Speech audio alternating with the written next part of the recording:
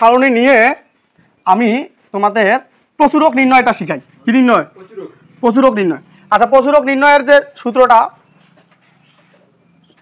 প্রচুরক নির্ণয়টা একটু শিখাই। এই সারণী থেকে প্রচুরকটা নির্ণয় শিখাই। তো সারণী হতে প্রচুরক নির্ণয়ের সূত্র হলো এই যে প্রচুরক নির্ণয়ের সূত্র হলো L প্লাস F1 ভাগ হলো F1 প্লাস F2 গুণন H। হ্যাঁ, এটা এরকম করে ব্র্যাকেট রাখলে ভালো দেখা যায়। ঠিক আছে, তখন আর এই গুণনটা দেওয়ার প্রয়োজন নেই। তো এখন আমার এই মানগুলো আমাদের বের করতে হবে, কোনটার মান কত। আমি মানগুলো বের করে নিই। ঠিক আছে, তো আমাদের প্রথম দরকার হলো প্রচুরক শ্রেণীর নিম্নমান। সবচেয়ে বেশিবার উল্লেখ দেখবা কোথায় রয়েছে, এটা হলো আমাদের প্রচুরক শ্রেণী। তাহলে এল মানে হলো প্রচুরক শ্রেণীর নিম্নমান এল। তার মানে যে শ্রেণীতে প্রচুরক রয়েছে, আমি তোমাদের সূত্র কিন্তু বলছিলাম, যে শ্রেণীতে প্রচুরক রয়েছে তার নিম্নমান, তার মানে এল এর মানটা হলো 55। তাহলে F1টা বের করবো।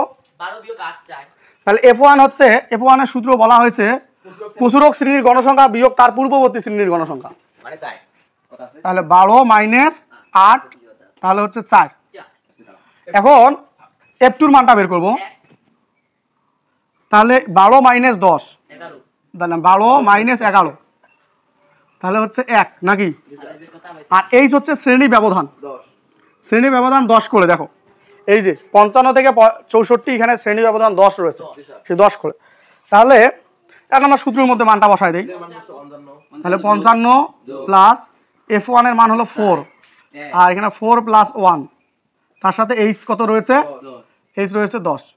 এখন দেখো 55 তো রয়েছে থাকলো, তাহলে উপরে 4 10 40